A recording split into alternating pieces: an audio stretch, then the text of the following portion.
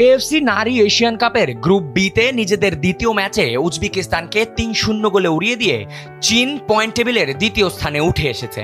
চীনের এই দাপুটে জয়ে উজবেকিস্তান এখন টেবিলের ৩ নম্বর অবস্থান করছে এবং ২ ম্যাচে কোনো পয়েন্ট না পেয়ে গোল ব্যবধানে পিছিয়ে থেকে তলানিতে রয়েছে বাংলাদেশ।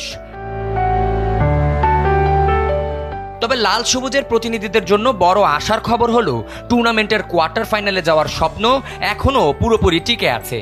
বর্তমান নিয়ম অনুযায়ী প্রতিটি গ্রুপের শীর্ষ ২ দলের পাশাপাশি সেরা ২টি তৃতীয় স্থানের দলও সুযোগ পাবে পরবর্তী রাউন্ডে। বর্তমানে ৩ গ্রুপের তৃতীয় দলগুলোর মধ্যে গোল ব্যবধানে সবচেয়ে সুবিধাজনক অবস্থানে আছে গ্রুপ সির দল ভারত। অন্যদিকে গ্রুপ এর ফিলিপাইন্স ও গ্রুপ বির উজবেকিস্তান গোল ব্যবধানে যথাক্রমে -৪ ও -৬। গ্রুপ এতে ফিলিপাইনের শেষ ম্যাচ ইরানের সাথে। এই ম্যাচে ইরানকে উড়িয়ে দিলেও চলবে না, কারণ ইরানের গোল ব্যবধান -৭ আর ফিলিপাইনের -৪। আগামী ৭ মার্চ ভারতের ম্যাচ শক্তিশালী জাপানের সাথে। এই ম্যাচে ধরে নেওয়াই যায় ভারত বিশাল ব্যবধানে পরাজিত হবে, আর এই গ্রুপ থেকে তৃতীয় স্থানের জন্য লড়বে ভারত ও চাইনিজ তাইপে। তাদের গোল ব্যবধান এখন -১ ও -২।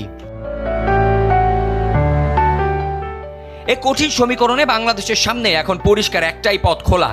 আগামী ৯ মার্চে উজবেকিস্তানের বিপক্ষে জয়ের কোনো বিকল্প নেই। বাংলাদেশ যদি শেষ ম্যাচে উজবেকিস্তানকে হারাতে পারে, তবে সরাসরি ৩ পয়েন্ট নিয়ে টেবিলে তৃতীয় স্থানে উঠে আসবে পিটার বাটলারের দল।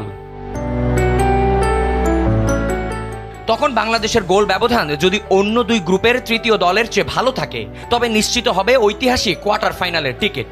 উজবেকিস্তানের বিপক্ষে জয় পেলে বাংলাদেশের পয়েন্ট হবে ৩, যা তাদের সেরা তৃতীয় দল হওয়ার দৌড়ে বেশ শক্ত অবস্থানে রাখবে। তবে এর জন্য কিছুটা ভাগ্য আর অন্য ২ দলের ফলের দিকেও তাকিয়ে থাকতে হবে। গ্রুপ এতে ফিলিপাইন যদি পয়েন্ট হারায় এবং গ্রুপ সিতে ভারত যদি বড় ব্যবধানে ম্যাচ হারে, তবে বাংলাদেশের জন্য লক্ষ্য অর্জন আরো সহজ হবে। ভারতের পরবর্তী ম্যাচ বিজ্ঞান জাপানের সাথে। এখন কোনো অঘটন না ঘটলে জাপানেরই সে ম্যাচ বড় ব্যবধানে জেতার কথা। আর ফিলিপিন্সের শেষ ম্যাচ ইরানের সাথে। এখন যদি ইরান বা ফিলিপিন্স যে কোনো একজন